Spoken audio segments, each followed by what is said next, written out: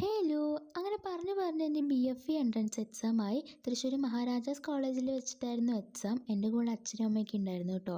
അത് ഭയങ്കര മോട്ടിവേഷനായിരുന്നു, നന്നായിട്ട് ചെയ്യണം, ടെൻഷൻ അടിക്കല്, ടൈമിനനുസരിച്ച് ചെയ്യുന്നൊക്കെ പറഞ്ഞിട്ട്. എന്നെക്കാളും ടെൻഷൻ അവർക്കായിരുന്നു കേട്ടോ. അപ്പോൾ രാവിലെ തന്നെ ഡ്രോയിങ് ടെസ്റ്റ് ഉണ്ടായിരുന്നു, തിയറി എക്സാമും ഉണ്ടായിരുന്നു. ഉച്ചയ്ക്ക് ശേഷമായിരുന്നു കോമ്പോസിഷൻ. എക്സാം എങ്ങനെയുണ്ട് ചോദിച്ചു കഴിഞ്ഞാൽ ഈസിയാണെന്ന് ചോദിച്ചാൽ ഈസിയാണ്, ടഫാണെന്ന് ചോദിച്ചാൽ ടഫാണ്. ഇതിൻ്റെ ഇടയിൽ ഒരു എക്സാം ആയിരുന്നു. എനിക്ക് ചെയ്യാൻ പറ്റിയ ഏറ്റവും ബെസ്റ്റ് ഞാൻ ചെയ്തിട്ടുണ്ട്. എനിക്ക് തിയറി എക്സാം ആയിരുന്നു കുറച്ചുകൂടി പേടിയുണ്ടായിരുന്നു, എങ്ങനെയാണ് വരിക എന്നൊക്കെ ആലോചിച്ചിട്ട്.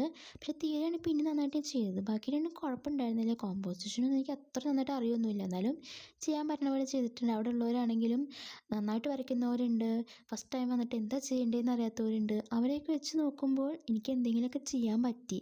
അതിന് മെയിൻ റീസൺ എന്നെ പഠിപ്പിച്ച സാറാണ് കേട്ടോ, ബാബു സാറ്. അപ്പോൾ സാറിന് നന്നായിട്ട് തന്നെ ഓർത്തു. സാറിൻ്റെ അടുത്ത് പോയത് കൊണ്ടാണ് അറ്റ്ലീസ്റ്റ് എനിക്ക് എന്തെങ്കിലുമൊക്കെ ചെയ്യാൻ പറ്റിയത്. തൃശ്ശൂർ ഫൈൻ ആർട്സ് കോളേജിൽ പോയി അടുത്ത ആർട്ട് ഗാലറിയിൽ എപ്പോൾ പോകാമെന്ന് വെച്ചാലും എനിക്ക് പറ്റാറില്ല കേട്ടോ. അവിടെ പോയി ഒരുപാട് പെയിൻറ്റിങ്സ് ഉണ്ട്, നല്ല പെയിൻറ്റിങ്സ് ആയിരുന്നു കേട്ടോ. ഇതൊക്കെ കാണുമ്പോൾ ഇതൊക്കെ എന്നെക്കൊണ്ട് പറ്റുമോ എന്ന് ആലോചിച്ചിരിക്കുകയായിരുന്നു.